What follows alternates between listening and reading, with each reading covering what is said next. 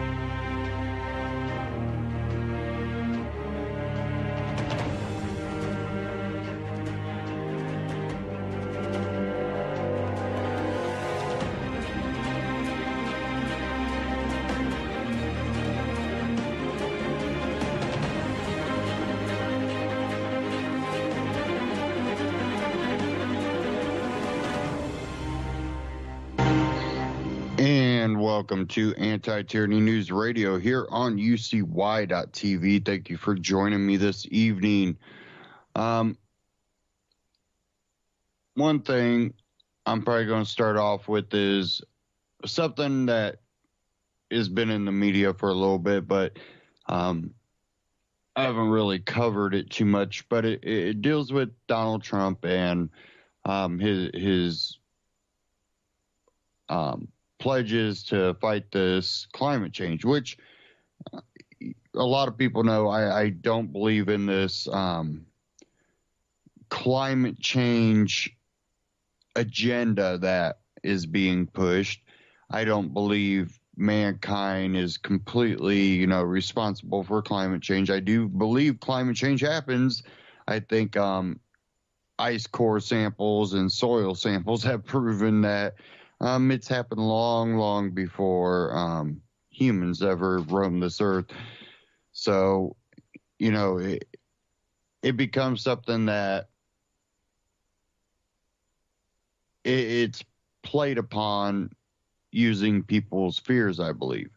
And a lot of the agenda doesn't really make sense. Pay taxes and all of a sudden climate change will be okay. Not really something I believe in. I do believe there's some scientists out there that believe that, mankind plays a big part in it. I think we play a minuscule part compared to the sun. And, we see climate change a lot of times kind of construed also with how the earth operates. Many people think, well, all earthquakes will stop when you stop, fracking. Well, no, a lot of these earthquakes that are happening on fault lines that have moved before. And a lot of times what you also see is a lot of these fault lines have actually had a lot more catastrophic shifts, and they're overdue for one. Will that be blamed on fracking? Yeah, it probably will. Now, does fracking play some type of environmental risk? Yes. You can be on both sides of an issue because you have political and power grab agendas being played on both sides. So if you start looking at the facts of the situation, you see both sides are being played. A lot plays into the whole climate change debate too, where you do have people trying to argue that climate isn't changing. If anything, it's staying more constant. No, I believe climate's constantly changing. We've had many ice ages in our own, and when you also look at it, when you look at America, the U.S., we don't produce anything even remotely near what we used to produce. Factories used to put out a lot more. Your home, a lot of homes were heated with oil and coal and wood, where we have more, natural gas and, cleaner burning fuels to continue to try to play that card and for people to buy into it. I think it has gotten to a whole nother level. I'm going to get in a Ron Paul Liberty Report right now. And this is a interview too with a climate change dissident. Someone that was a professor, and when they started running their own climate change data, well, it wasn't going along with the narrative that's being put out there for the agenda to be furthered. So let's go ahead and dive into this.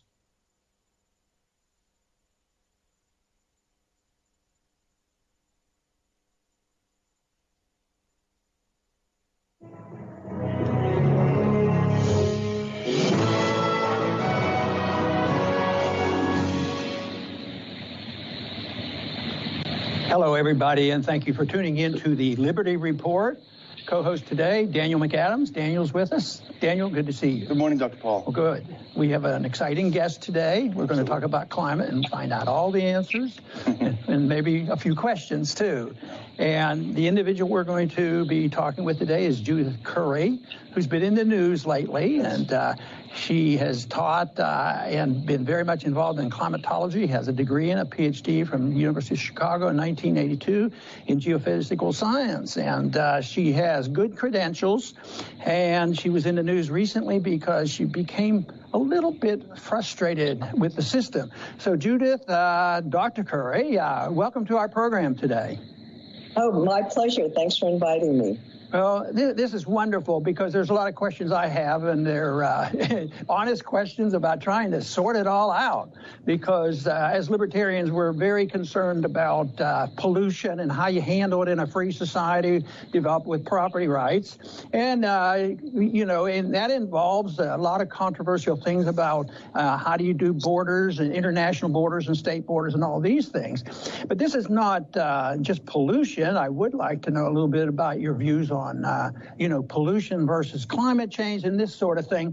But you were in the news recently, and you've gotten a lot of attention because on principle, you resigned a position that you held for 16 years at the University of Georgia. So why don't you tell us a little bit more about your background, if you'd like, as well as what led to the controversy that I'm alluding to just recently. Well, I've been in academia since 1982 when I got my PhD. And until 2005, I just kept my head down and worked on the little problems that I thought were interesting and important. In 2005, I was co-author on a paper that was published right after Hurricane Katrina that was about increasing hurricanes with increasing sea surface temperature. And this really set off the global warming alarms. And so I was thrown into the public debate on climate change in a very big and unpleasant way at that time. Now, at that time, I thought it was the responsible thing to support the IPCC consensus. I bought into the meme, don't just trust what one scientist says. We should trust what these hundreds of and thousands even of climate scientists have concluded based on years of deliberation. Okay, so I was a little bit uneasy about how they handled uncertainty, but I really didn't give it too much thought. That all changed in 2009 with the release of the ClimateGate emails. If you've heard about this, right. This was the unauthorized release of emails from the University of East Anglia that showed climate scientists trying to keep data out of the hands of people they disagree with, trying to thwart the publication of certain papers and things like that. And I was rather appalled when I started speaking out. And my biggest concern was that once I saw the sausage making that went into this IPCC consensus, I mean, I was no longer convinced that this was something that I should support. So I started digging into some of these issues on my own, and I became less and less convinced the more I dug. And so I started voicing public concerns about overconfidence in the IPCC report, about inadequate attention to uncertainty, raising concerns about data transparency. And I thought these things should be all motherhood and apple pie kinds of statements, but my colleagues didn't like this at all. The fact that I had criticized the consensus made me very unpopular. In fact, my early statements were followed by an article in the Scientific American in 2010.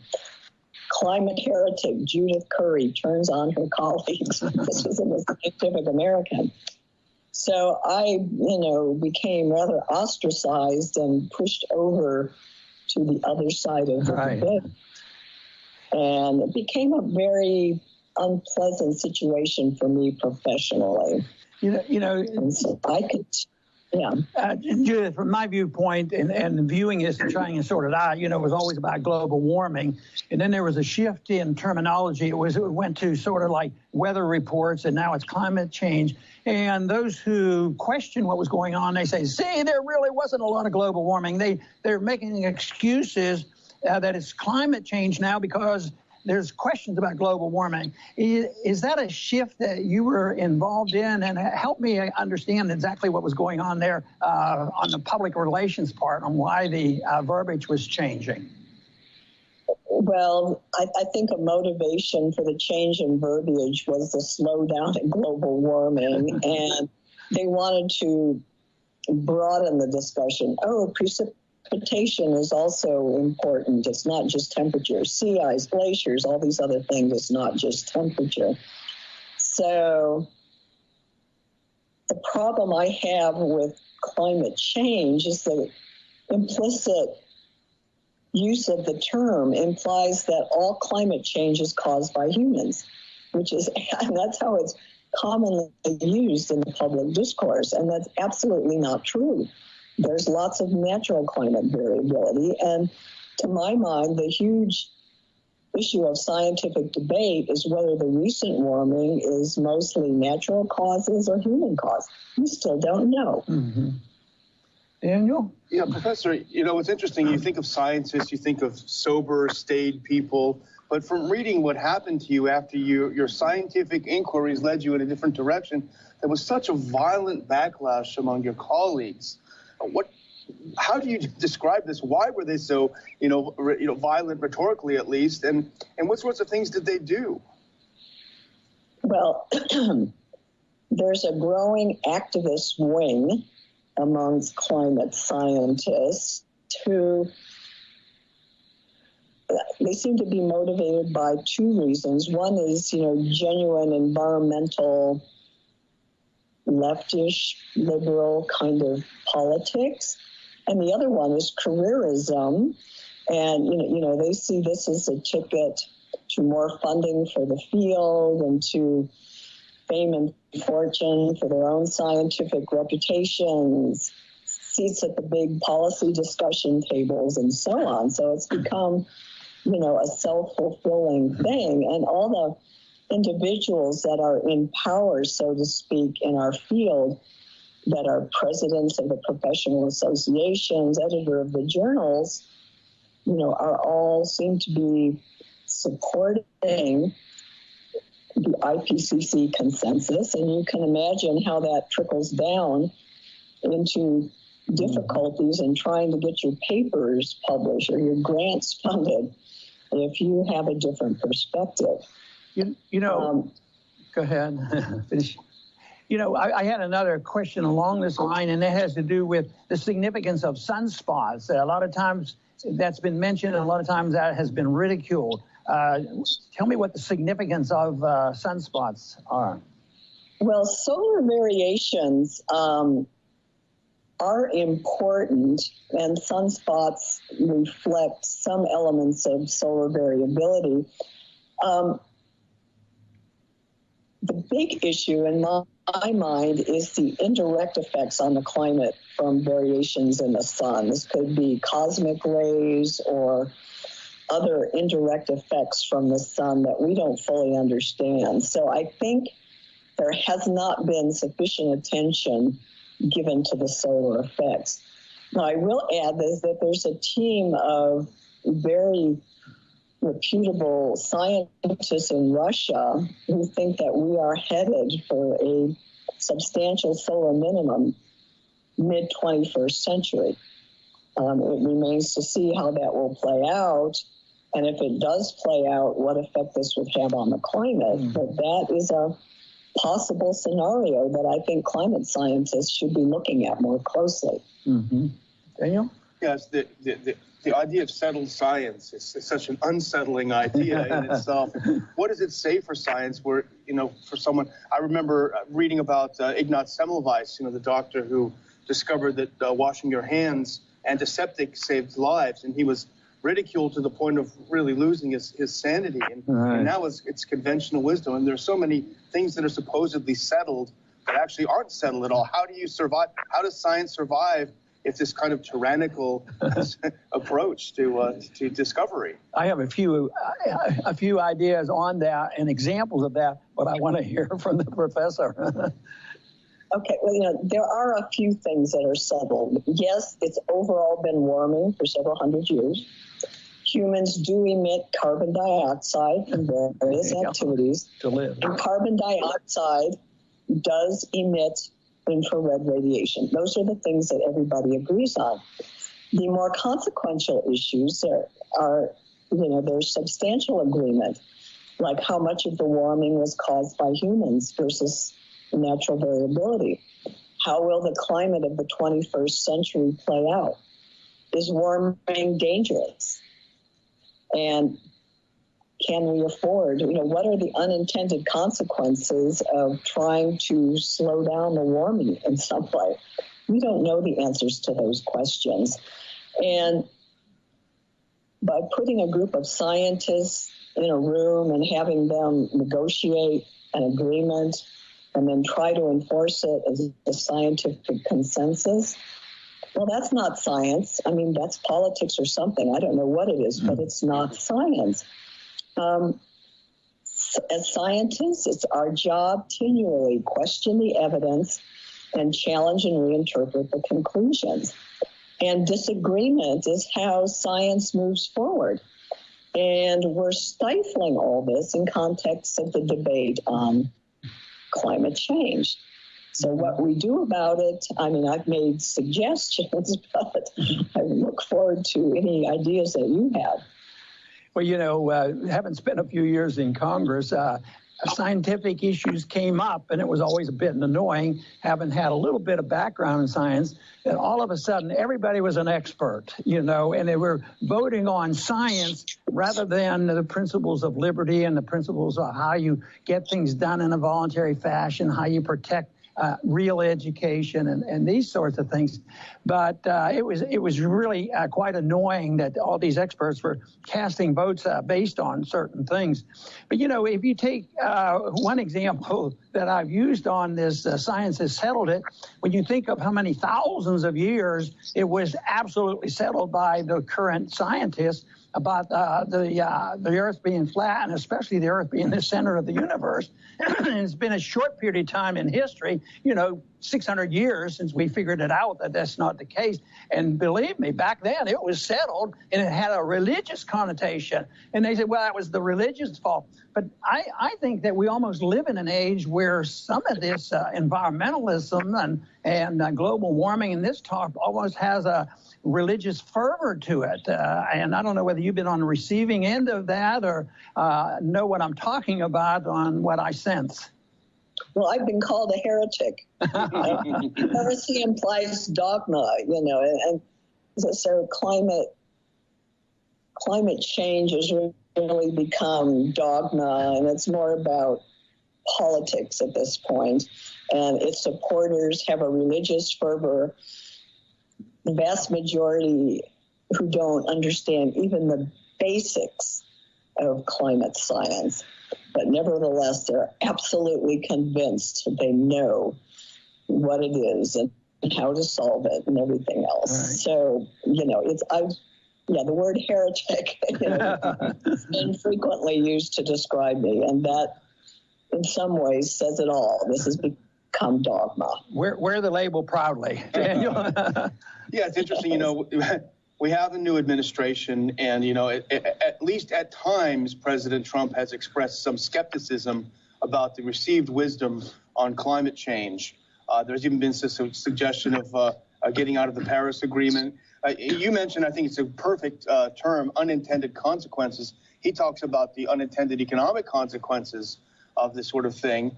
I was just looking at the Independent newspaper. Professor Michael Mann, who you probably know at Penn State, said that climate scientists must rebel against Trump's assault on science. What might they do, and what might Trump do, and how might that help maybe your situation? I'll start with talking about President Obama to show you the contrast with President Trump. President Obama, who's somebody who really cares about science and knows something about it, but what he did with his policies and his selection of advisors is he politicized the science and scientized the policy debates. And that's not healthy for either science or politics. Now, in Donald Trump, I see someone who doesn't particularly pay attention to science. That doesn't make him anti-science in any way, but science is not at the top of the list of things he's worrying about. He wants to listen to his advisors, on various technical issues, and that's not an unreasonable approach. With regards to climate change, his statements about climate change, the Chinese hoax and all that, are really not related to science. They're related to the economic consequences. And that's what he cares about, and that's what he's talking about. Mm-hmm. Interestingly, his collection of advisors are not singing from the same hymn book on the issue of climate change. They have a range of perspectives, and I think that's actually a healthy situation because there are we don't really know. There's across the U.S. population, there's a range of perspectives. Across the population of scientists, there's a range of perspectives. So I think the mix of his advisors includes some healthy skepticism as well as an interest in sort of going along with what, the UN has decided to do. So this may make it a more healthy environment for climate policy. In terms of climate science, I think in the Obama administration, we spent too much money on big global climate models and only focusing on human-caused climate change. I think we need to get back to the data, including paleoclimate data. We need to do fundamental climate dynamics research and better understand the climate system. So, and I also think we need to focus on some shorter time scales, like seasons to decades, where we have a better chance of being able to make some useful predictions. And this is where the real societal impacts are. I mean, trying to anticipate what societies are going to be like 300 years from now is sort of a pointless exercise. Judith, I have one more question, and we're going to have to close. But I wanted to get you to comment on something I believe I read that you said, and that is when you broke from the university system, and that's just recent, you finally had it, and you're on your own, you're still very interested in this, and you will pursue this in another fashion. But you mentioned that you compared, going private with the university or the government systems, and you sort of looked at them, in a negative way.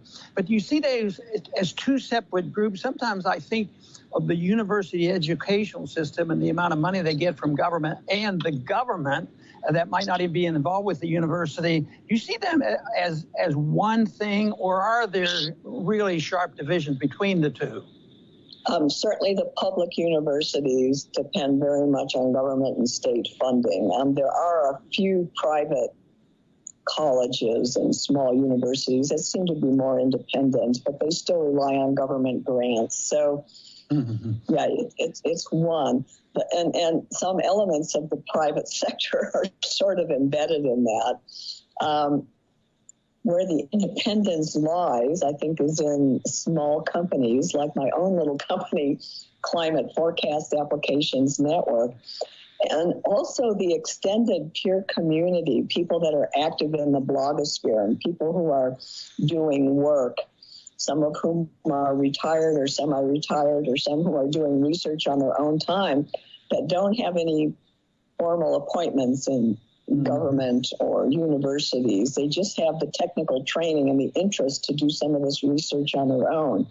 So this is where we're seeing some of the real independent perspectives coming from. You know, the way you describe it reminds me of the, challenge that we have, because we talk about a certain type of economic policy, a freer market. But if you go to the universities, they get a lot of grants, and even the professors who do a lot of paper and a lot of work and a lot of contracting with the Federal Reserve, it always seems supportive of that system, and we're trying to introduce other ideas. So in a way, it infiltrates not only in the science, but also in economic policy, and I'm sure it's the same way on some of the foreign policy.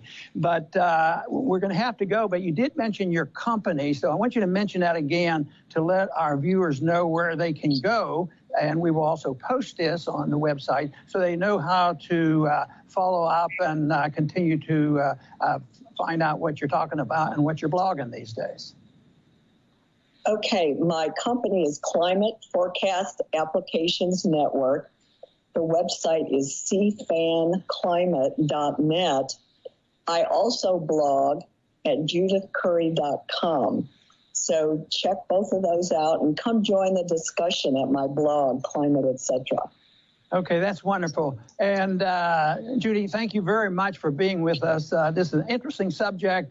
I think it's very important because it involves politics and science. And to me, it's fascinating, but it's also dangerous if we don't get to hear both sides of the story. Thank you very much for being with us. Thank you. And I want to thank our viewing audience today for joining us for this fascinating discussion on a very important subject. So please check Judy Curry's and her website. And also, thank you for joining us today at the Ron Paul Liberty Report. Please come back soon. Ron Paul Liberty Report, ronpaullibertyreport.com. and Ron Paul Liberty Report on YouTube. Check them out, subscribe. Now, again, one thing that was mentioned was one scientist that says we need to have a rebellion against Trump. We see this coming out of a lot of politically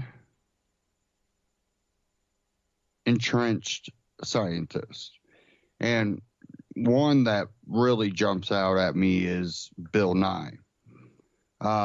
Bill Nye has been on the climate change bandwagon, but he's also been basically a spokesperson for many alternative energy things. He had there was that one show, I forget what it was called, but it was following one scientist that happened to be friends with Bill Nye, and they were, pushing, how can we make our houses greener? And that was a big spiel with that whole deal, which I'm not against. If you can put windmills or solar panels or build your house in a way that is greener, I would definitely say, hey, go do it.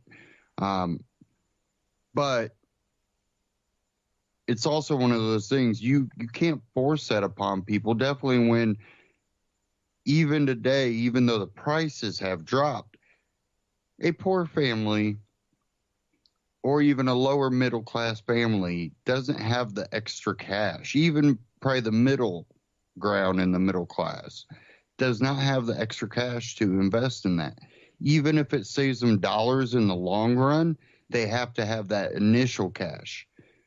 And you go, well, you know, that's why you make sure your credit's good and you can put on your credit cards or get a loan or, well, so now they're in debt. Now they have to pay interest. They don't save those dollars in the long run. You can't force that upon someone that can't afford it. And that's the problem. They really want to force that. And they go, well, you know, if you can't afford to drive the $80,000 fuel efficient car, you shouldn't drive them. That would be the argument. And they're already making that argument in a lot of very politically ran cities that have a lot of environmental groups helping run the politics of these areas. They're already talking about making them driverless cities. You have to walk or ride a bicycle or take a mass transit. There will be roads that maybe go through town, but they'll be limited to fuel efficient cars, and you know what that limit will be. You know, what do they consider fuel efficient? A hybrid or a battery operated car. You know, they might go, well, you know, a hybrid is better than a gasoline, but it still has a gasoline motor. You know, we don't want that.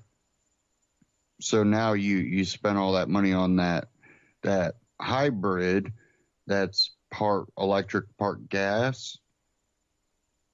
But that wasn't the $80,000 car they want you to buy.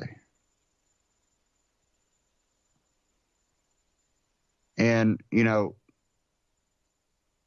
again, it's a forced culture and society change. And it never turns out good. Definitely for the less advantaged. People that don't have the money or the ability to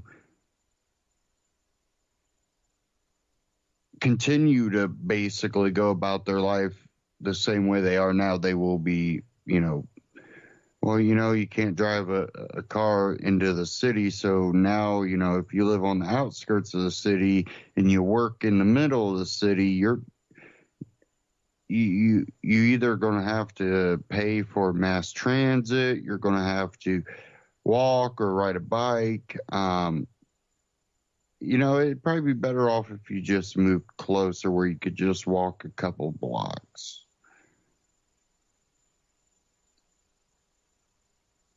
And we know what the whole force culture is like, but they're going to, and they've already basically said they're going to use climate change for that. They want taxes, they want greener cities, and there's a reason they say cities. There's a reason you see a lot of the major cities always going along with these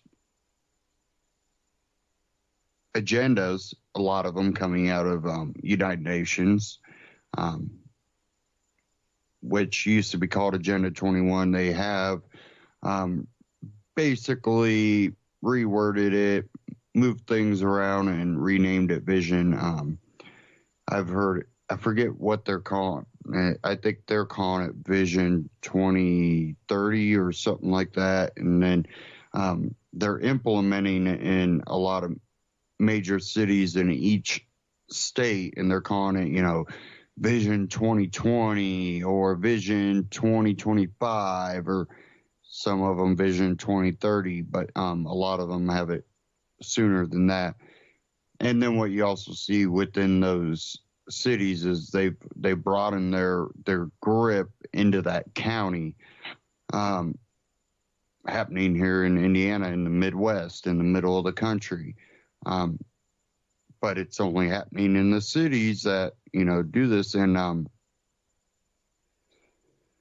even if you're not in a major city, you have to be really careful because they're implementing it in a different way in the smaller rural areas.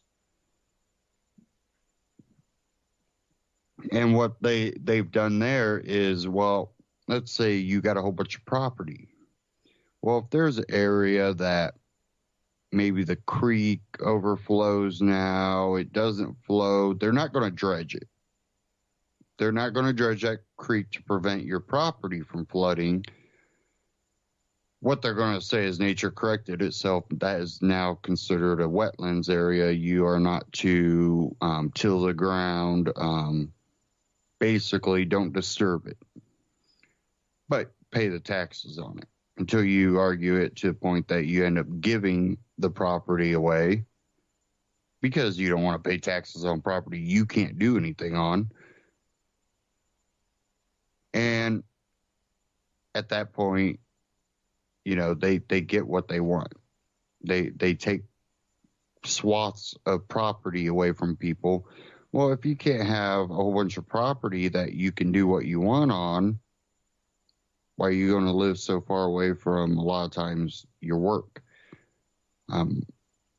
Counties and areas that surround bigger cities, people move there but work within the city because that's, you know, where they give all the tax breaks to the businesses for the most part. Plus, well, they can have a lot of employees to go through when they're in a large city. But then a lot of the people that can afford it, they move out of the city. They live outside of the city. But why? Why, if you can't have property and can't have that freedom you once had?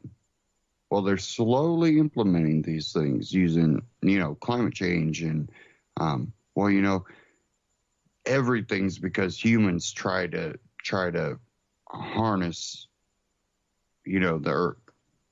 That's basically the base argument they try to come down to. But what you see is actually the humankind has played dual parts in that. There's a duality to it. Because even though there's times that humans probably do pretty good harm, you take down complete rainforest. Not probably a good idea.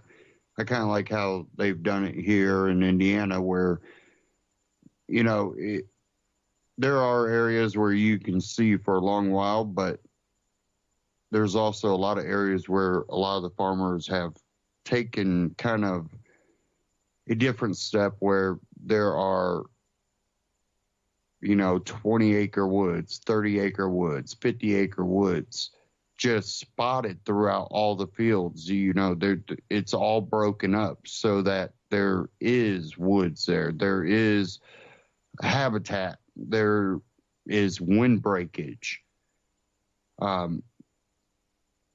They've seen the importance of that. Plus, a lot of people in the rural area are hunters, so they want to know that, you know, the wildlife on their property has good habitat and food.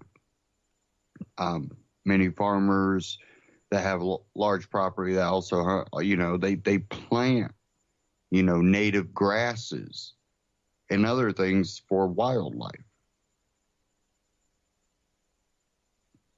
And, you know, that even goes back to the hunting, you know, it seems these groups are so intertwined, the environmentalists and the anti, you know, hunters type people, you know, because we have people living where animals used to live, because we just, our presence has, you know, changed the balance of things. We have to correct that too. There, in a lot of areas, are less predators to other species. Therefore, we become that replacement predator. And there's places, you know, close to city limits where people just don't hunt. And, you know, I've run across this a lot. where you'll be driving, down a road and there's nothing but additions or houses, and there's not really any fields right there. And you'll have wildlife just running across your path. Give me a second here.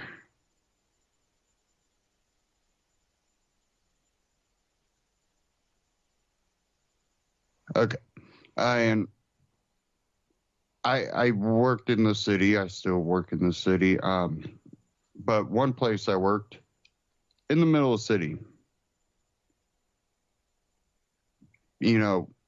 there's no woods or anything around. And I'm outside on break. I'm sitting there, and here comes a deer right across my path.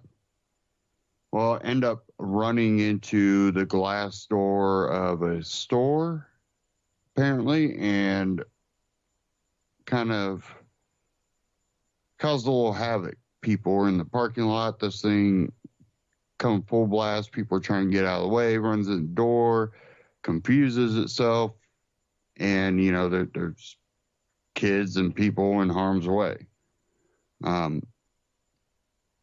When you don't have natural predators, that tends to be what happens. And if you think the wildlife just is going to disappear, you're sadly mistaken. Well, when people look at deer, they might not see natural, that's a danger. They go, oh, it's a deer. But when you've seen the coyote, people, feared that. Or seen the wolf, people feared that.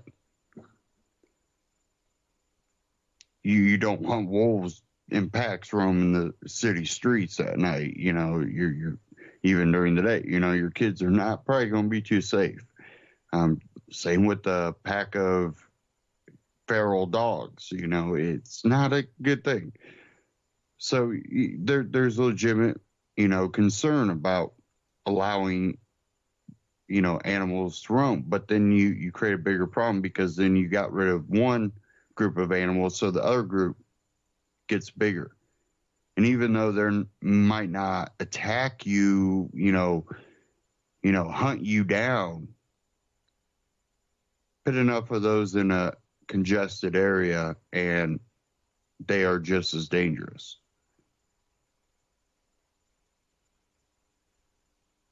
So when we're looking at, a lot of the arguments that come out against hunting out, against, climate change deniers, which most people aren't, they just say that it's not all because of mankind. There's legitimate issues that mankind, contributes to, but when it comes to the overall planet climate, there's other factors that are playing a lot bigger parts.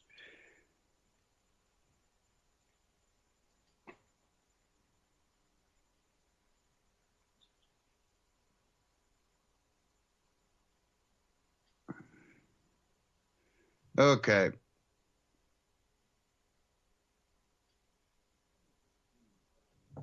Give me a second here.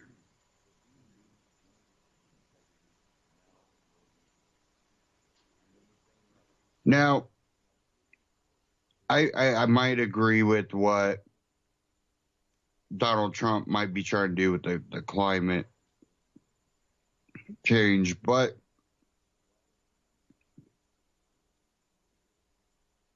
what I have a problem with is we hear so much, raising of hell over the the immigration ban, what they're calling the Muslim ban, which it's not, but basically a travel ban, a temporary one to try to reassess our immigration policy and our vetting of the refugees and immigrants coming in. We're not talking really about what's causing all this. we have to realize a lot of it has to do with Obama and his administration and under his watch, why this is such a big problem. But is it changing under Donald Trump? Are we changing our foreign policy to try to prevent these issues? And that's something I'm not seeing too much. And I got a clip here from We Are Change I want to get into. We'll go ahead and dive into this right now. I wanted to make this video specifically for Donald Trump supporters who care about ending radical Islamic terrorism. And I think this video could also provide some context to the people who are protesting Donald Trump right now. But please, whatever you do, watch all the facts presented to you in this video before leaving a comment and debate me on this important topic. Now, as we know, we are finding out that U.S. commando died recently in Yemen over counterterrorism raids that took place in that country. Now, military officials have been planning this raid and debating it for months under Barack Obama's administration, but Barack Obama decided to leave this choice up to Trump to personally authorize or not. And Donald Trump did personally authorize this counterterrorism operation himself, continuing the failed foreign policy initiatives by Barack Obama. In the American mainstream media, we heard a lot about this U.S. serviceman that was killed, but we never heard about any civilian casualties. We never heard about any collateral damage. And the military has been very quiet about this, but we're getting reports that 10 women and children were killed in this counterterrorism operation. One of them, an 8-year-old girl, the daughter of Anwar al-Awlaki. This is a sad and tragic death, which led this 8-year-old girl to be shot in the neck and bleed out until she died for over 2 hours. It's important for context to know that Anwar al-Awlaki's son was also assassinated and murdered, but by Barack Obama, and he was a 16-year-old normal American citizen from Colorado that Barack Obama and his drone program assassinated without the due process of law. And the only initial comments that we got from the Obama administration was when this very news organization had to hound down his spokesperson, Robert Gibbs. And the thing he said was, well, this 16-year-old American citizen from Colorado just should have had a better father before we decided we're going to kill him outside of the law. Now, it's not only grief that I'm feeling for and pain that I'm feeling for this 8-year-old girl and these innocent children that are caught up in this global war on terrorism. It's also the U.S. soldier that doesn't get to come back to his family, that a life of one of our own, one of our bravest, has been ended prematurely. And I have to ask the question, for what? Because let's look at Yemen. Why are we in Yemen? Can you give me an answer on that? I could walk on the street right now, and I bet no American citizen, maybe some, very few would actually even understand what's happening in Yemen. Yemen was caught up in a civil war since 2015. I'm going to oversimplify this, but there was two major factions, a pro-government side that was pro-Saudi Arabia and an anti-government side that was anti-Saudi Arabia. When the anti-government side started winning, Saudi Arabia got the United States involved, and the United States started bombing the crap out of Yemen. Now, the raid that was conducted in Yemen was conducted on a group that was not focused on global jihad. They were focused on killing Houthis and Shiites, which major factions of do call for global jihad, and the United States does see as an enemy. So why is the United States involved in this dumb conflict that Saudi Arabia got us involved in? Why did Barack Obama frickin' start a bombing campaign inside of Yemen with horrible incidences? And this is just one where 35 women and children were killed by a U.S. cluster bomb. And again, we have seen the United States, the United Kingdom, continue to actively participate in Saudi Arabian war crimes, targeting Yemeni civilians, targeting impoverished Yemenis farms and agriculture industry, leaving a huge humanitarian crisis that is leaving millions at the risk of starvation. And after examining all this, I have to ask, all you people out there who are protesting Donald Trump at the airports right now, where the fuck were you when frickin' Barack Obama, where the fuck were you when Barack Obama, with his dumb geopolitical freaking goals, backing Saudi Arabia, was bombing, sending drones, sending cluster bombs, butchering, murdering innocent women and civilians, causing millions of people to starve inside of Yemen? Where the fuck were you protesting him when he made that horrible decision? Where the fuck were you when Barack Obama was creating a disastrous human rights violating situation for dumb geopolitical goals,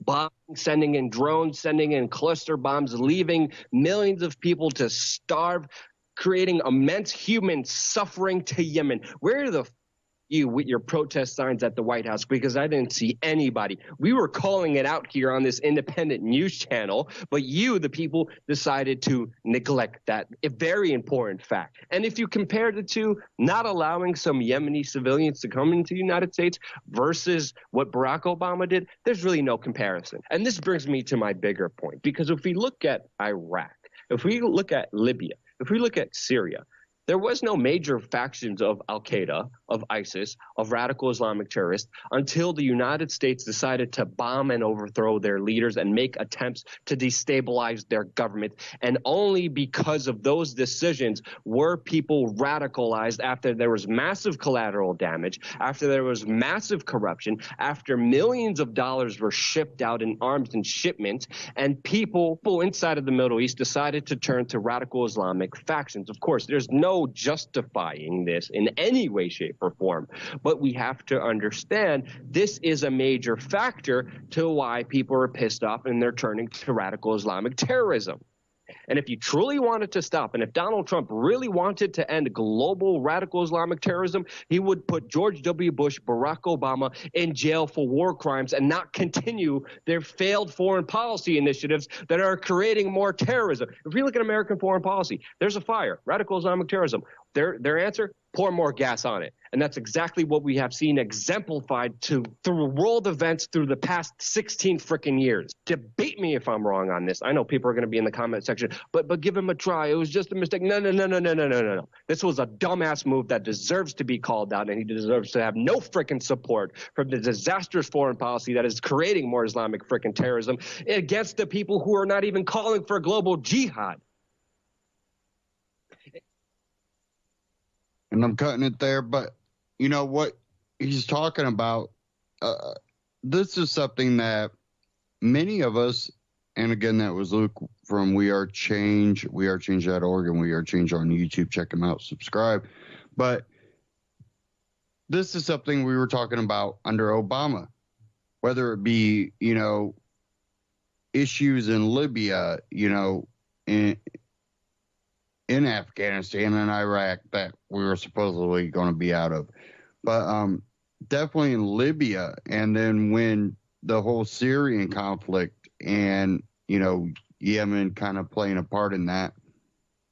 But when we see all this, which Yemen only played a part in the news cycle rather than the actual, the terrorism, because they're more in a fight with Saudi Arabia than the full fight, but they do share a lot of the radical part, but not as much as Saudi Arabia itself does.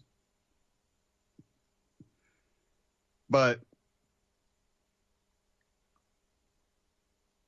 he points out where were the anti-war people, the left under Obama.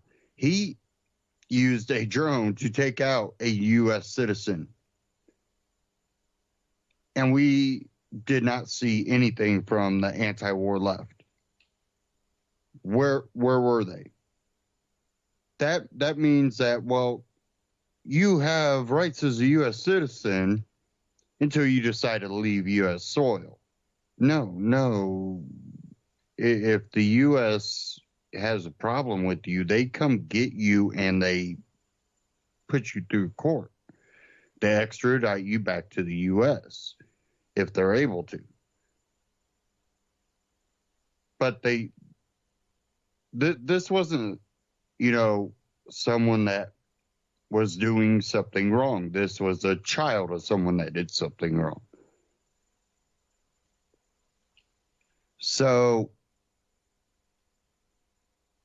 we don't see anything from the anti-war left, but the moment this happens, which is only Trump signing off something Obama was going to kind of leave behind for him. But if Obama had another 4 years, he would have signed it too. And then we would have heard nothing from the anti-war left. And the whole time, this is going on, I'm thinking that whole time, the anti-war left, they're out here now all of a sudden because they're only politically motivated. And mainstream media did it too, and it just it got me in.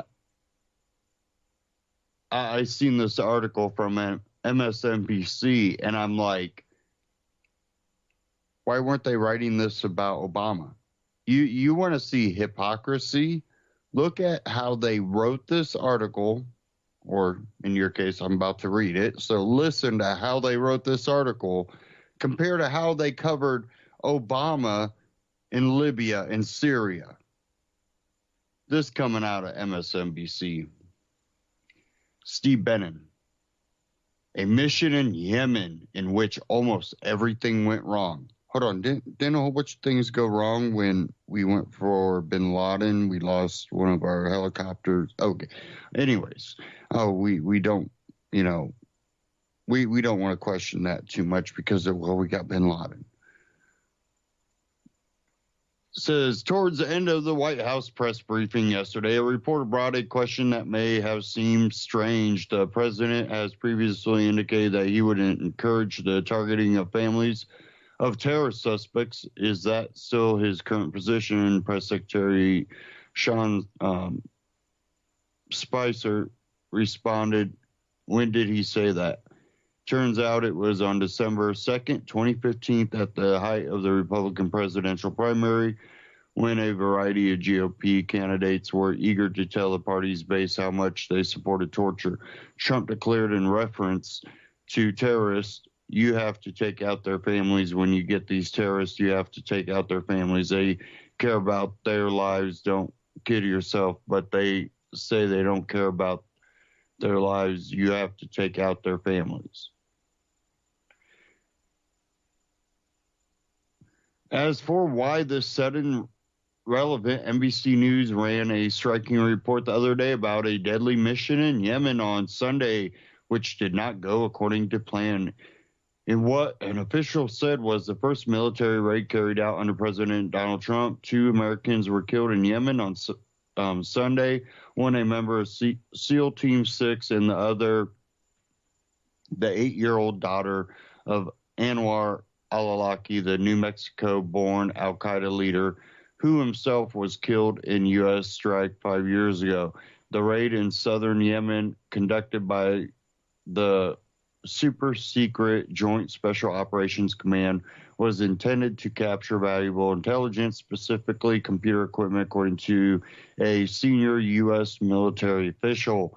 3 al-Qaeda leaders were killed, according to U.S. officials. Contrary to earlier reporting, the senior military official said the raid was Trump's first clandestine strike, not a holdover mission approved by President Barack Obama.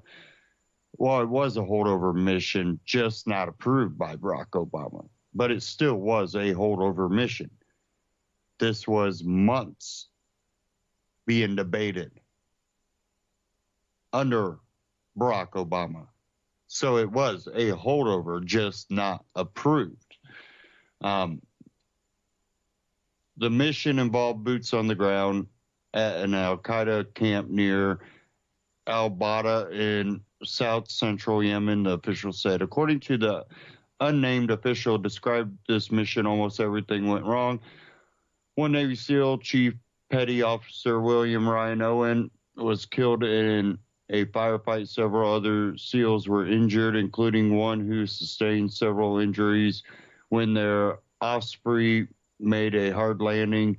The death of the 8-year-old girl, Nawar al-Awlaki, also known as Nora, is generating considerable attention because her father, who was killed by a drone in September 2011, his American citizenship made the strike far more controversial than many related strikes that targeted terrorist leaders abroad. I wouldn't say his didn't. I would say his sons did, but of course they don't want to point out that his son was targeted, was not a terrorist, but was targeted as a U.S. citizen under Obama. They don't want to point that out, but they definitely want to try to go, well, his father, which was a terrorist, was controversial because he, was an American citizen. But he did wage wars, so that's not, controversial. A government is going to strike upon someone that, declares war upon them. That's not something that you wouldn't expect. But his son wasn't that person and still targeted. But of course, they don't want to bring attention to that because then it's not going to bring attention to the daughter the way they want to. They're targeting Trump, not Obama. NBC News report added Karen Greenberg, director of Fordham University Center on National Security, said the girl's death will be a boon to Al-Qaeda propagandists. The precipitation will be that it's not enough to kill Al-Awlaki, that the U.S. had to kill the entire family, she said. Well, who killed the son? Oh, you're not. Oh, we'll get to that. Nora Al-Awlaki is the second of Anwar al-Awlaki's children to be killed by U.S. forces 2 weeks after Anwar was killed in late 2011. His 16-year-old son, Abdullah Rahman, was also struck in a drone strike. U.S. officials said the younger Al-Awlaki was in the wrong place at the wrong time, that he was with their intended target, an Al-Qaeda leader. International or not, Greensburg said the deaths of... Yeah, hold on. Who authorized the sun strike? And from reports I've read, I don't know. I haven't been able, no one's come out and admitted to him, but many people said they already knew that the son was looking for his father at one point. So even journalists that have gone over to try to talk to, these leaders, controversial leaders of these groups, the government knows they don't target those people. If anything, they follow those people to find other targets. They don't just strike them. I think this was, they knew what they were doing, I believe. She noted that as part of propaganda efforts, terrorist groups have begun to circulate photographs of children reportedly killed by U.S. forces. Photos of Nawar al-Awlaki alive and dead are already circulating widely in Arab media. This is why Sean Spicer was asked about whether Trump still supports the targeting of families of terror suspects. But you see the reporting here compared to how they reported things under Obama.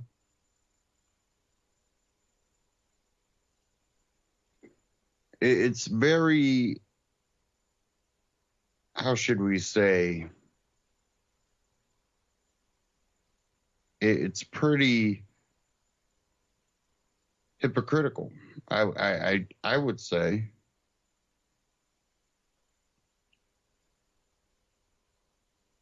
We're going to cover one more Ron Paul Liberty report covering more U.S. bombs in Yemen and this foreign policy.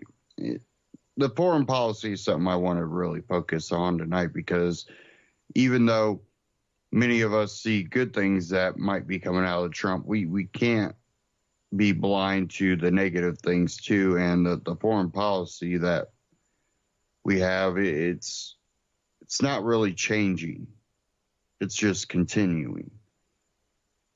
And even people that want to try to stop terrorism have to be able to see that we're not fixing the problem. Probably because we're not truly focusing on what caused the problem.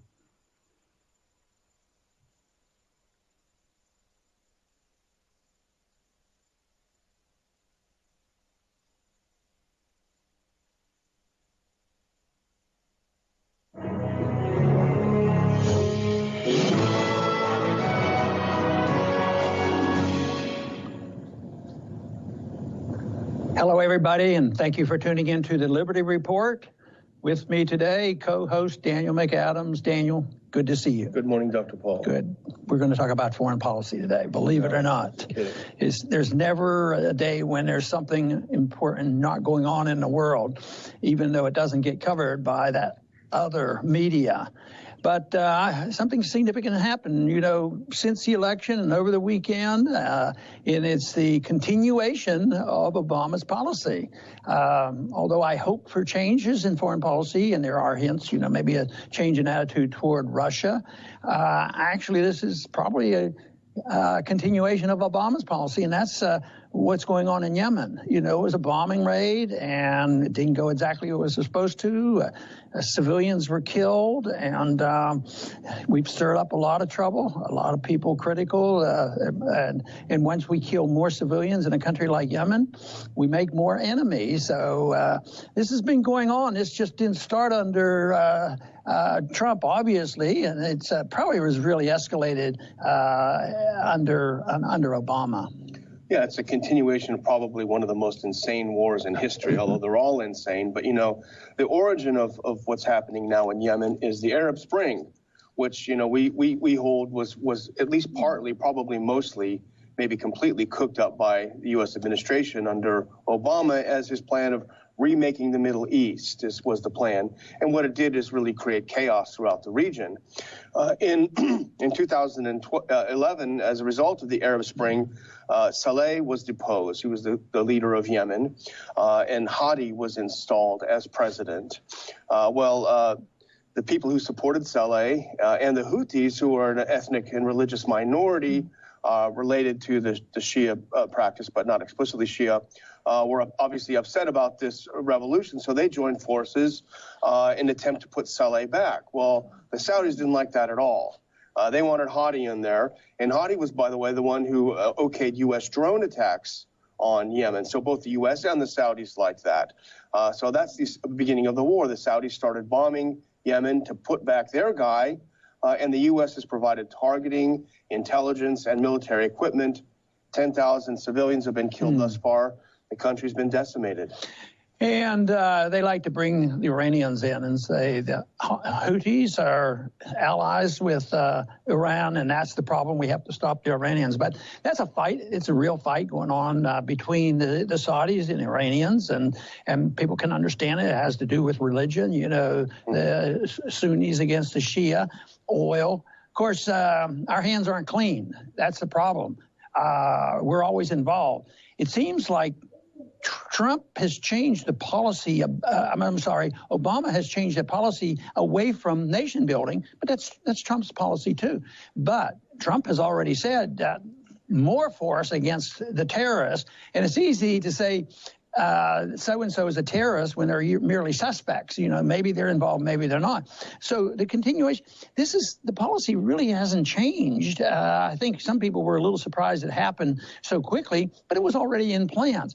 But it sort of makes my case I worry about, the continuation, that there's not that much difference between two parties, that foreign policy is the same, the Federal Reserve is the same, and all these sorts of things.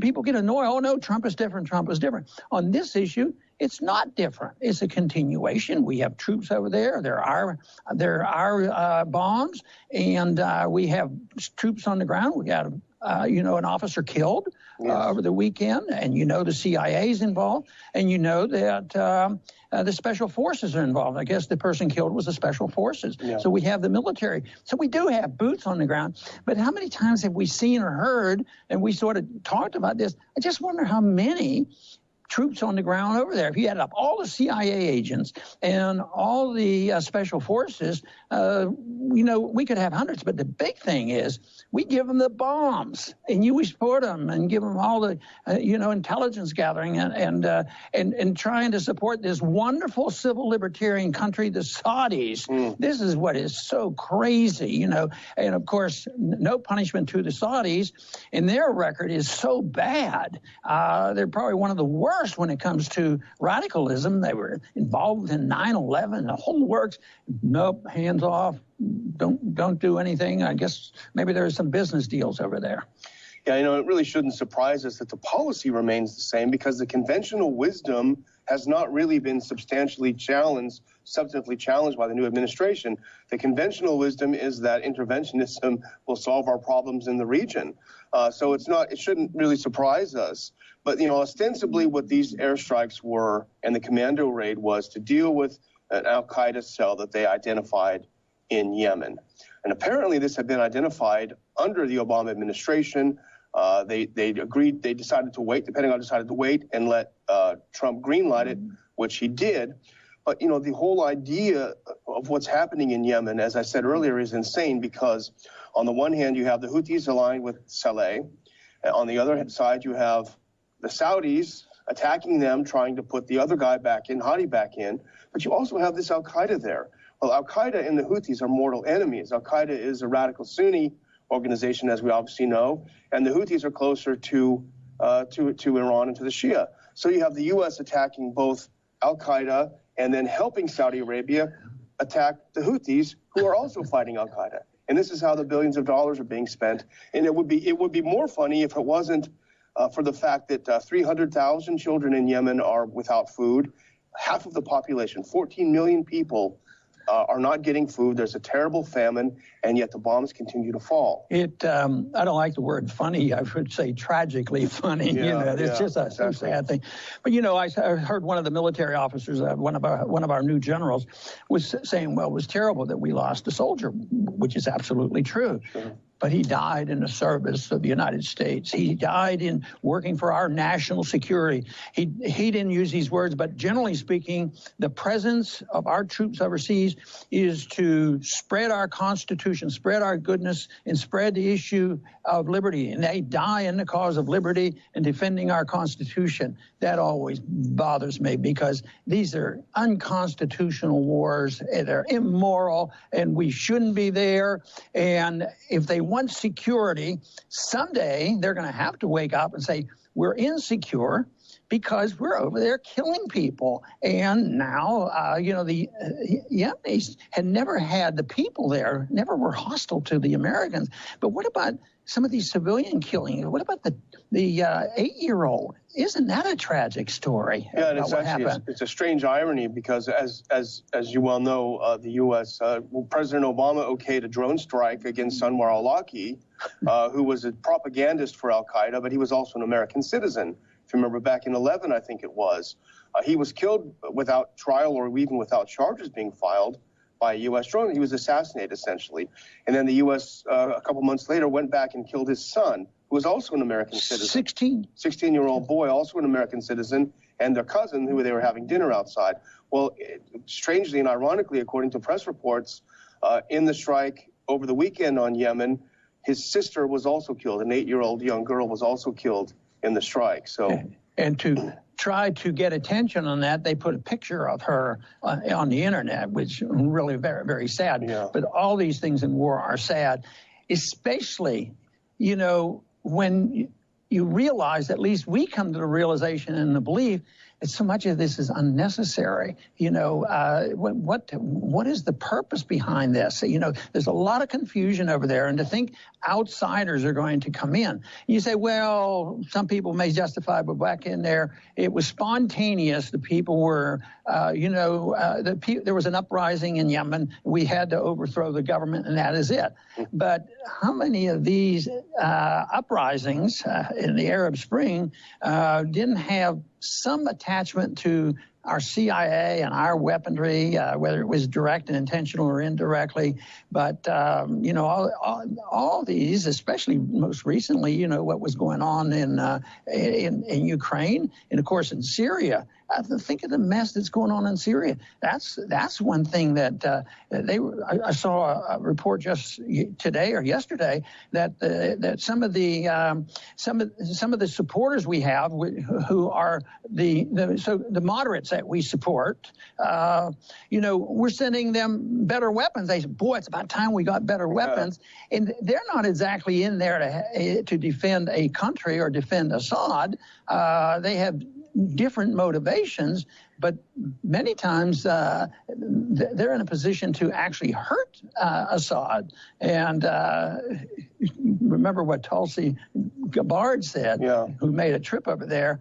She says, there are no moderates in Syria. And she had a field trip over there, and she's very emphatic about that. Among the rebels, You know, you mentioned the Arab Spring and how the U.S. May have been behind it. Well, look at the aftermath of this. This was supposed to be a great people's uprising to overthrow their dictators and have democracy sprouting up everywhere. Well, let's look at where it was you saw most of it. Egypt is a dictatorship now, even worse than before. Libya, it's a total disaster, completely destroyed. Syria is the same. They weren't successful yet, the same. Tunisia, Islamists have taken over for the most part. There's no more freedom than there was in the first place. You know, it's interesting about the justification for the attacks on Yemen. And the president said it today, we are going after al-Qaeda. That's what we're doing. But, you know, Reuters, which, as you know, is pro-interventionist as it comes, you know, in these news agencies, they had a piece just a couple of months ago saying that Saudi Arabia's war on Yemen has made al-Qaeda stronger and richer. So our allies, their actions in Yemen are helping al-Qaeda, and we're ostensibly fighting al-Qaeda while helping the group that's helping al-Qaeda. Makes no sense. And the countries we fear the most, the ones that we have already bombed, those 7 countries that, and maybe there's some legitimacy to a degree on the justification of watching the immigrants from particular countries like that. Of course, we incited them. But no mention of Saudi Arabia. You know, they won't dare say boo against the Saudis, and that's a difficult story because it's been that way for a long time. And the association with the Saudis and 9/11, I think, is pretty explicit now. The Congress even has, voted on an issue that the Saudis have some responsibility, for the people who were killed on 9/11. And yet, at the same time, here we are allying ourselves to, bomb another country into smithereens. You've seen the pictures on what Yemen looks like. I mean, it's a disaster. And then the civilians, this bombing was significant. I saw 2 reports. Some said 36, others said 47, and there were 8, 10 children killed. And it's like, well, you can't prevent that from happening. That's where it is, especially, when you're sending off drones and bombs from the air, and the accidents have been happening for a long time. And that's a good way to make us less secure, more enemies. And every time I see that, well, there were 10 civilians killed, but we got the leader of al-Qaeda. Prove to me that you got the leader of al-Qaeda. Oh, well, we have good intelligence. So, anyway, it's awfully aggravating, all because they endorse a foreign policy which should be totally strange to the American ethical beliefs and our Constitution, that this is a moral obligation for us to go about doing these things. And even if they sincerely believed it in their heart, they have to look at the results. I mean, just think of what's been going on since actually 1991, or especially since 2002 and 2003, in the 15 years of our war over there. And just looking at the tragedy of us supporting the same group as bin Laden when we were not too happy with the Soviets being in Afghanistan. And here we are doing exactly the same thing over. Don't they ever look at history? You know, it's like we've not learned anything from Vietnam with the whole Vietnam body count, where the only thing that mattered was how many Viet Cong we killed. The same thing is true with Al-Qaeda in Yemen. Okay, we killed 10, but you've just bombed 10 families, and they're going to have someone come up and be the next leaders of Al-Qaeda. They have not learned from history. But, you know, the other thing that's very tragic about the continuation of the drone wars is the idea of the signature strikes, you know. And this is that you don't go after a particular person. You know, Joe Smith is a terrorist, we're going to get him. But you go after characteristics, military-aged men, active in certain activities, doing so. So in that, you sort of put a target on a bunch of people who you don't know whether they're terrorists or not. If that doesn't make us less safer by radicalizing people, I don't know what does. And can't you imagine if we were on the receiving end of something like this, and it was this sterilized killing, you know, the bombs drop out of the sky, and they know that the people, they don't even get a chance to shoot at the people who are bombing them. There's no defense whatsoever. I would think that the hostility will continue to grow. It is my belief that eventually, you know, what's going to happen is they will turn. The seeds have been sown for people to be turned against us. And they say, oh, well, that's beliefs and all that. But I think the tables will be turned against the Saudi government. And that's when some big stuff is going to flow, because we will have to, our government, unfortunately, before and now, will feel very obligated to use troops in there. Same way, what about the stirring up of you know, like a major fight even with Iran? I mean, we're supposed to be friendlier with Russia, and that's good. We trade and we should be talking to them. But when we go after and say, well, we're going to stir up this trouble, there's some advocating, you know, we mentioned it yesterday, a preemptive strike, you know, on Iran. And that is not how to win friends and influence people, let me tell you. Well, you know, it's easy to be despondent, you know, with all the things we talked about today. But, you know, as I wrote in the update to the RPI supporters today, I think we should also take heart, because I think now, probably more than ever, our position has a chance to be heard, because I think there will be more frustration with those who hope for something different under President Trump. And I think we have the ability really to influence like we haven't before. So let's end it on a positive note. Yeah, no, and I've done that for years, is tried to end up with a positive note when I talk about all the problems. And fortunately, when I go to the campuses, it's been well received. Sometimes I would talk for 30 or 40 minutes and tell them about all the problems and give them 5 or 10 minutes of upbeat. And afterwards, many of the young people would say this was very positive, and they liked it. So yes, we should emphasize that. But I also think it's very important not to be in denial and thinking that that there shouldn't be somebody to point out maybe the real consequences of what's really going to be around, you know, going on. And I think that's our responsibility, to warn people what's going to happen. Because, you know, since 9/11, just think of how we have been undermining our liberties here at home. You know, the Patriot Act and all these, all the snooping things that our government does. Somebody needs to be warned that there are consequences of this. And the same way with the foreign policy, to think that we can just do this and say, well, we're spreading American exceptionalism. Well, believe me, nobody buys that overseas. And the other thing is what we're talking about, it's really sad. People can disagree with us and maybe debate us, but for the opposition to come and always throw it out, which had been thrown out at me, oh, you don't care about America, you're un-American, you're not patriotic, you don't care about the troops. Well, maybe when the dust settles, people will realize that really caring about America, caring about our Constitution, and caring about our security will mean that they will look at our Constitution and actually become a non-interventionist, mind our own business and protect this country and concentrate on the protection of liberty. I think that would go a long way to working for peace and prosperity throughout the world. I want to thank everybody for tuning in today to the Liberty Report. Please come back soon.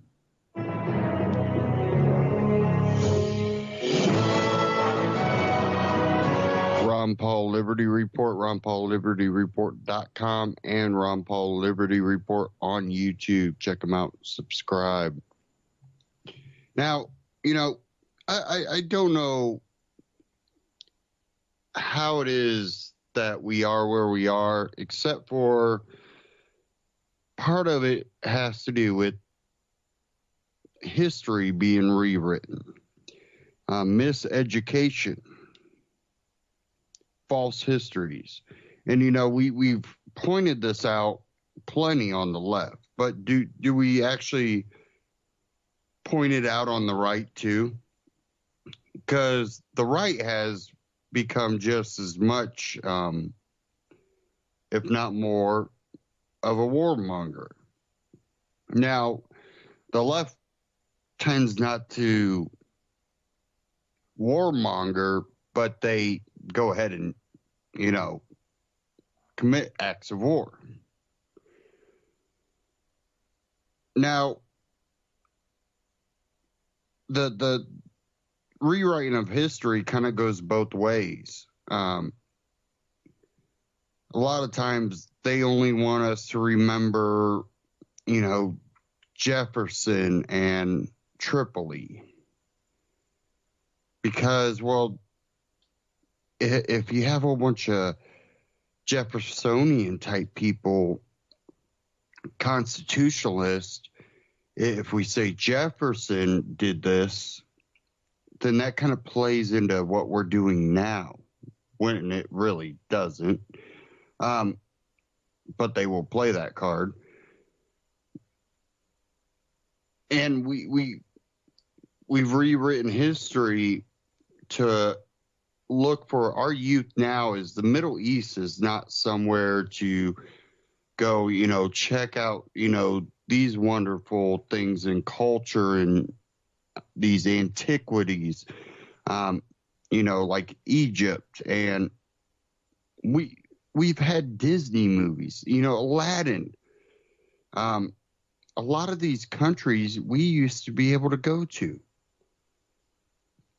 Now, this is before most of the youth now, so they don't remember that, and they're only remembering what they're taught in history. For many of us, we're naive to it. We're going, I remember, all these Middle Eastern countries being places where people would go and take these adventures to check out antiquities and, archaeological sites that are just memorizing and show ancient history. And, now we see that ISIS is destroying a lot of those things, and these places you can't go anymore. Well, what's different from then and now? Well, our foreign policy is. We've gone to a position where now we are so offensive to the rest of the world. And this lays on Trump's shoulders. This lays, so far on Trump's shoulders, unless he wants to change his foreign policy and learn. But Obama, both Bushes, Clinton, this goes back decades. But where we are now is not recognizable if you took this back, 30 years ago, 40 years ago. Yeah, we've had issues with certain countries in the Middle East. But as a American, would you feel safe going to really any Middle Eastern country right now?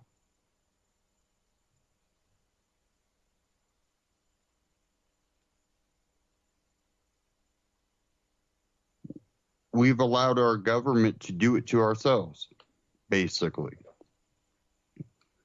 We've taken the world, and by intervening,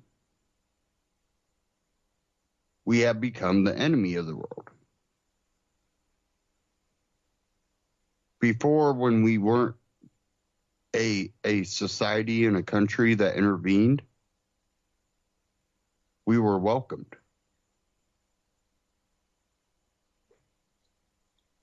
We were hey, that's the country that doesn't really try to get involved too much. And when they do, it's because all hell broke loose. But that's that country that is successful. It's succeeding. And it's becoming more free for individuals that might have not had freedom the way they do now. Now we're going in the complete opposite direction. And it's not Trump's fault. It's not Obama's fault. It's not Bush's fault. It's all their fault. Everyone played a part in this.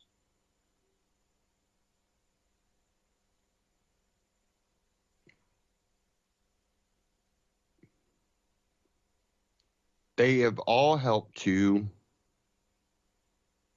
expand the empire. And that will be our ruin. And it doesn't mean that it'll come militarily. It could come economically. We talk about, bringing jobs back. Well, we're going to need those jobs back because no one's going to want to trade with us. And it's already gotten that way.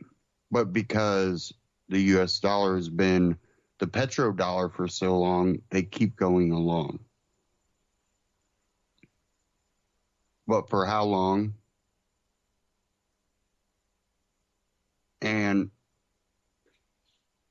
will it be our own undoing or outside influence that'll be our undoing? I think it's going to be a little bit of both.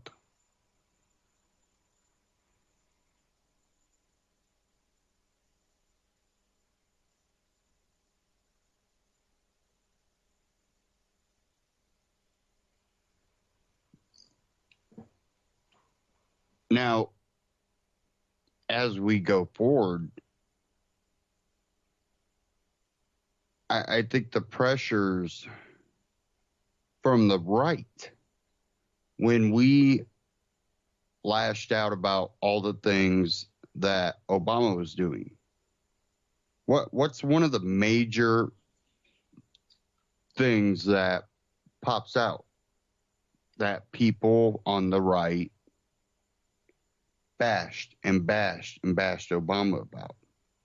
Benghazi.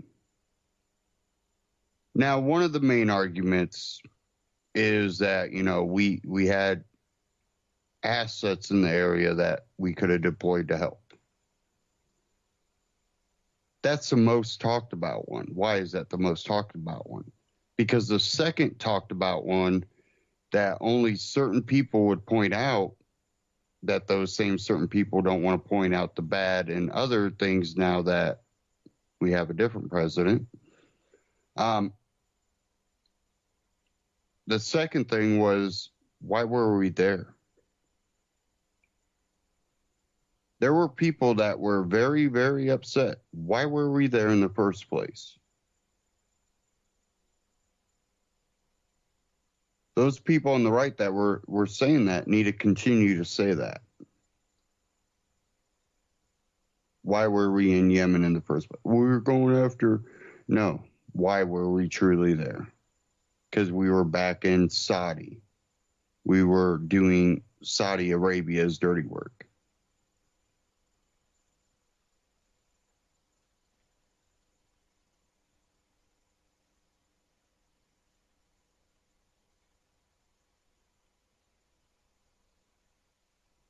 I said it under Obama, and I'll still say it. Saudi Arabia wants the Ottoman Empire back. They're using the other extremists under ISIS as their little soldiers. They believe that they're bringing the caliphate back. They're doing it for religious reasons at the top. And then in the middle, you have a mix. People doing it for revenge and people doing it for religious reasons.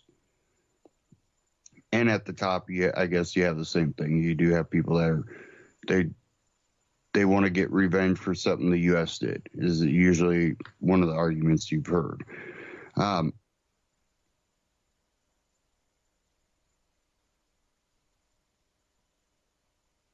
The problem is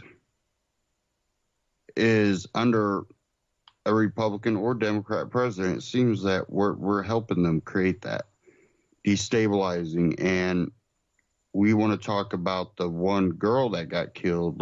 Let's talk about all of the children dying in all of this, under Bush, under Obama, and under Trump.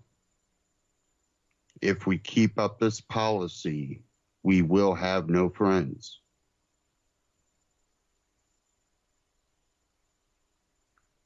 Because we're also not looking at the effects that it's having on Europe. Now, Europe plays its own part. They have their own, they got blood on their hands too. But a lot of this is policy driven by the U.S. And Europe's having to deal with the refugee crisis in a way that we aren't. People want to chastise Trump for not wanting to do what Europe's been doing. But in Europe, we've seen what that's done. You have people that want to go on TV and go, Muslims and Islam is not that bad. Sharia law is good. It's not what people make it out to be. But then when you see it, we should let these refugees in. They should have their Sharia law. It's not bad. Sharia law doesn't mean honor killings. Well, we're seeing that happen in Europe. We're seeing the consequences. And part of it is we're telling them, don't integrate at all. Make your home here and make your culture live here. Then, of course, you get the miseducated right that go, see, their culture, it's the problem.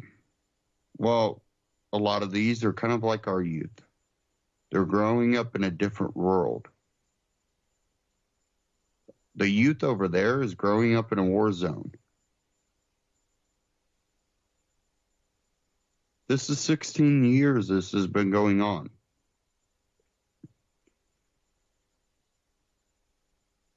$16 think about that. It might not seem long to many of us older people, but that 16-year-old, it happened when they were born. They've grown up knowing nothing but the violence, the anger, the corruption.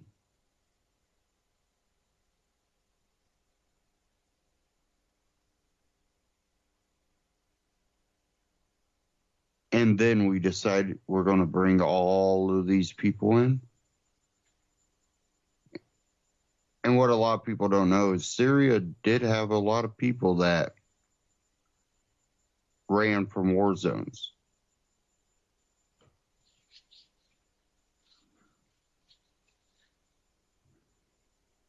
A 16-year-old has grown up knowing nothing but U.S. being involved in the Middle East.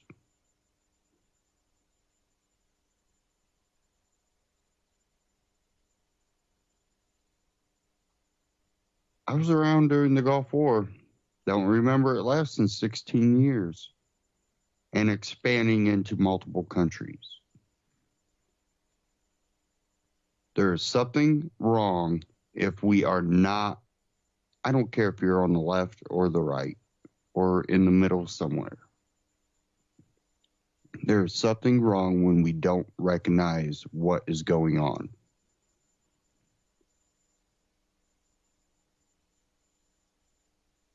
We have made it okay to have a destabilized Middle East with our involvement for 16 years, you're not looking at the full picture that anybody 16 years or younger has known nothing but U.S. involvement in the Middle East, and you don't think that has consequences? Their brothers or sisters or grandmas or grandpas or cousins, their brothers or best friends or girlfriends, their girlfriend's family, their wife's family. A lot of these people have lost family members and friends. And again, even a 17-year-old, an 18-year-old, a 19-year-old, they might have been born after or before our first involvement, but they weren't old enough to realize it.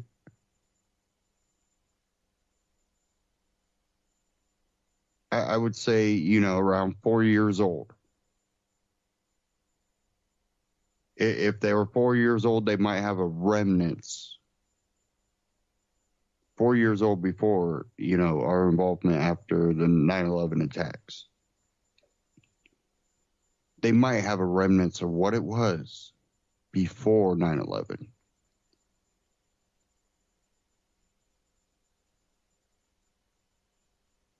And, I'm talking about the children in the Middle East, not here. We'll get into that here in a second. But the children in the Middle East, for them to ever really, truly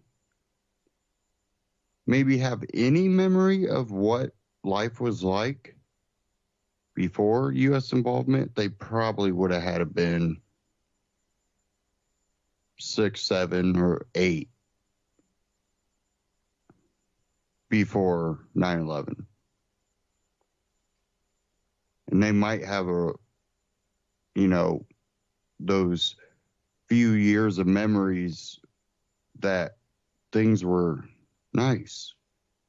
People were like, oh, the Middle East has never been nice. Oh, really? Look at Iraq and Libya and the major cities in these countries in Syria before they were attacked.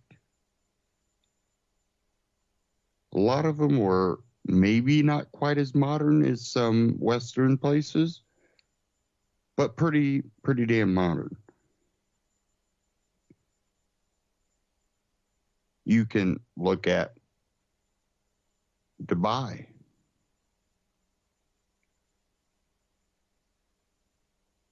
Don't be ignorant to the fact that other countries are modern too.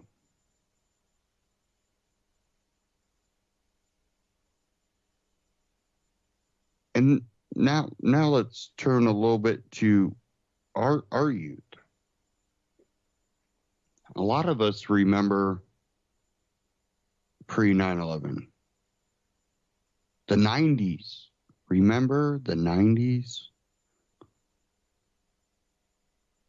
There was a lot of hope in the 90s. We've seen technology starting to really build, which later on in the very beginning of the 2000s led to the, cell phones being something that the everyday person could have. And quickly after that, the smartphone came out. But it took a while for technology to get to a point where then all of a sudden it just sped up. When the computers in the 90s started getting better and smaller, they were going, well, we can take miniature versions of this and put it into those cell phones and make the cell phones do cool things. And, you got the Samsungs and Blackberries that came out that, were kind of in the middle of a regular cell phone and a smartphone, which led to the smartphone. But the 90s, there was a lot of hope for the future. Once the Gulf War was over, things seemed to be getting better. Not everything was great. But what happened after 9/11 that really our youth never got to experience because of. And I would say that would be the police state. You know, the police state has gradually gotten more policey. I don't really know how to describe it, but back in the 90s when you dealt with cops, unless you were hardcore drug dealer, you know, running the streets, you know, your interactions with cops weren't quite as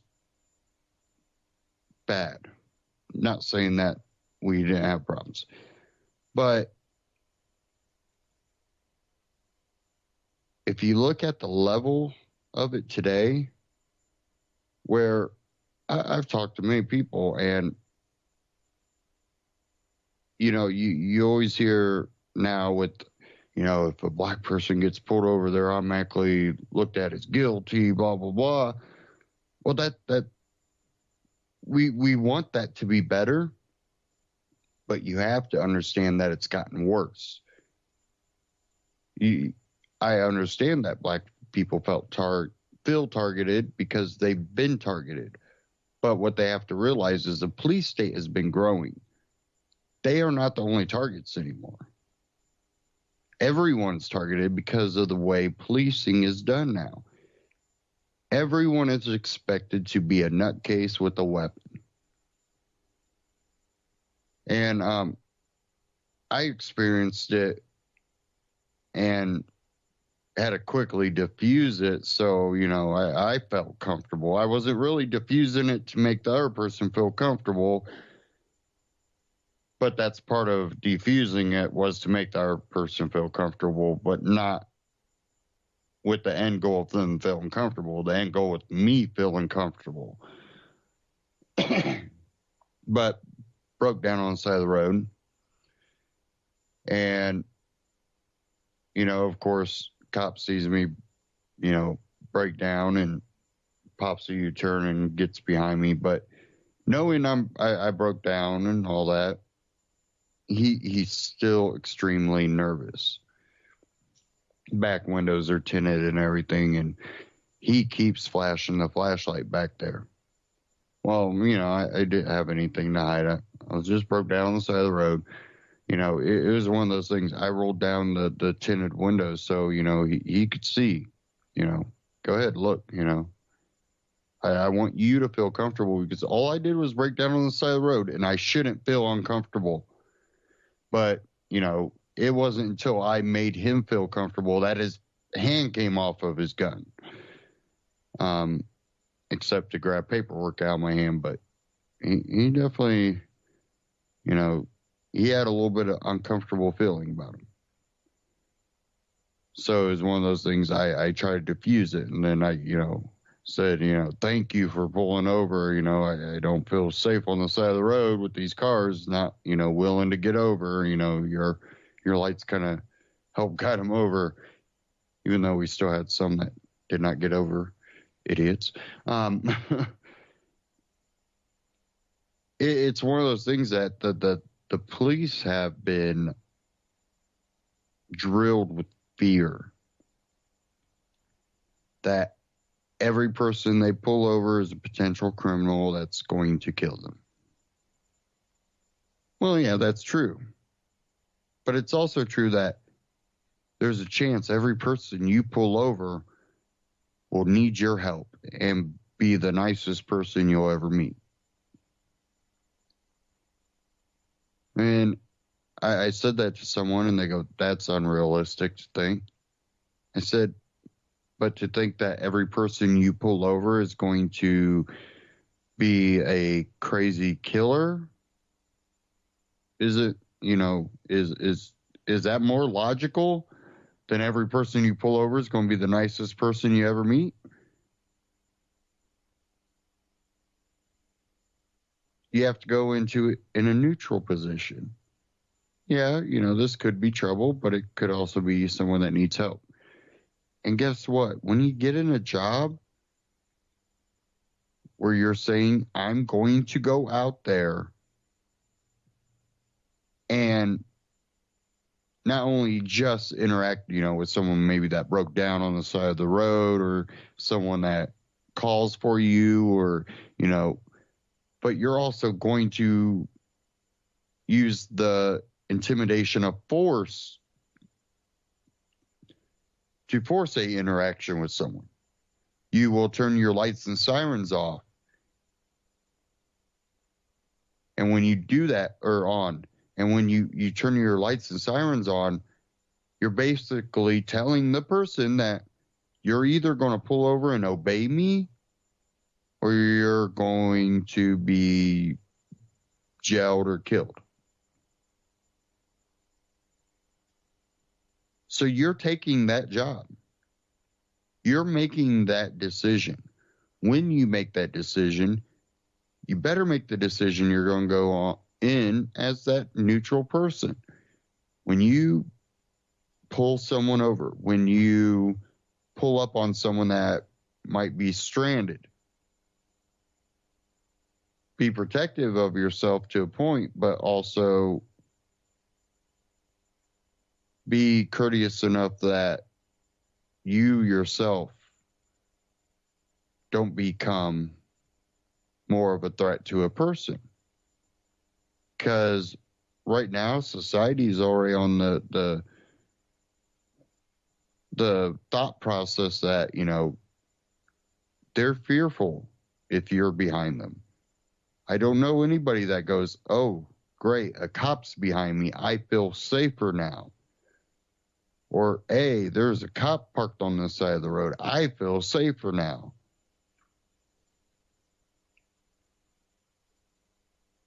Too many victimless laws are enforced and can quickly escalate to more.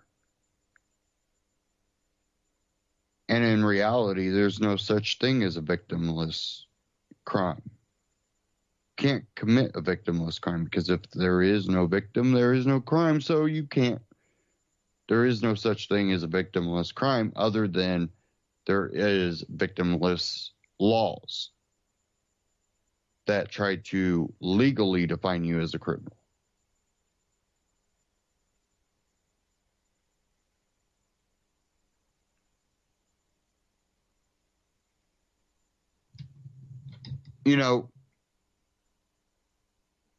As we go forward, we still have to stay highly focused on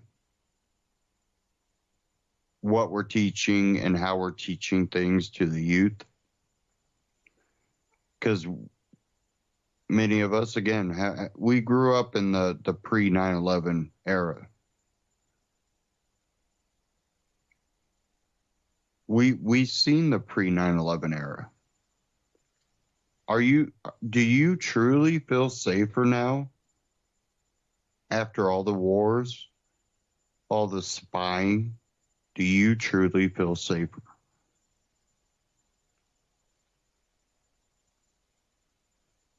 The youth doesn't remember the pre-9/11. They don't know what it's like. They're easily manipulated, definitely by the academics that are in the public and private sectors of schooling.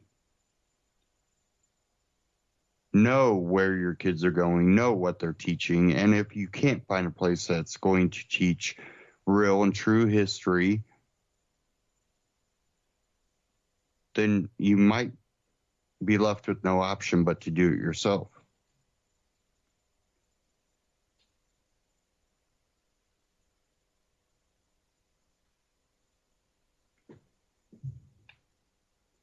And when it comes to the youth or the young adults in the Middle East, we might not be able to change how they feel or think because they've grown up in this. But we can attempt to try. And if all else fails, what can come out of that is the upcoming youth. Don't grow up in the Middle East that is being bombed and ravaged by unrest,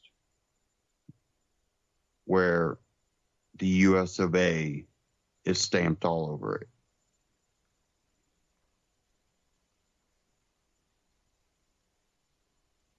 And we need to teach them that growing up in a world that intrudes on your privacy the way the US has become, it's not right now, just like it wasn't right back then. If half of what's going on in the US happened before 9/11, there would probably be a revolution. But they've allowed fear to cloud the Americans' judgment. And where there might have been a small problem that we were going to have to deal with, now there's a large problem that grips the Middle East, and our continued involvement doesn't help the issue. We've made it worse than what it was.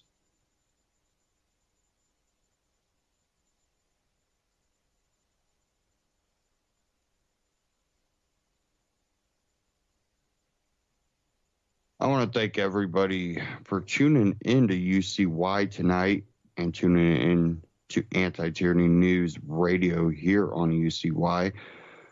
Don't forget, go to ucy.tv. If you scroll down to the bottom, there's an Amazon button. If you click the Amazon button, it'll take you to Amazon, which UCY partnered with. And you get the same great deal, same great shipping rates. And at the same time, UCY gets a little bit of a kickback from that to help cover operating costs on this end.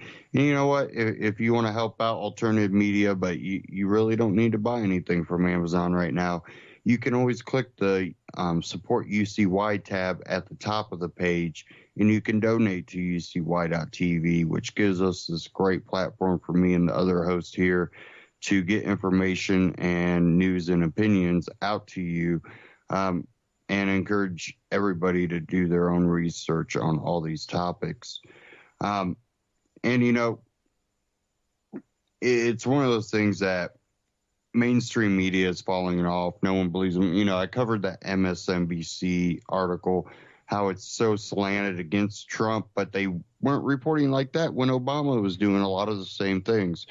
You know, alternative media has been that place that many people have found that you get people that stick to their principles and their values. And, you know, it doesn't matter if it's a Republican, a Democrat, a Libertarian, a Constitutional Party, or a Green Party candidate that wins and becomes president. If I'm anti-war, I'm anti-war. If I believe in freedom, I believe in freedom.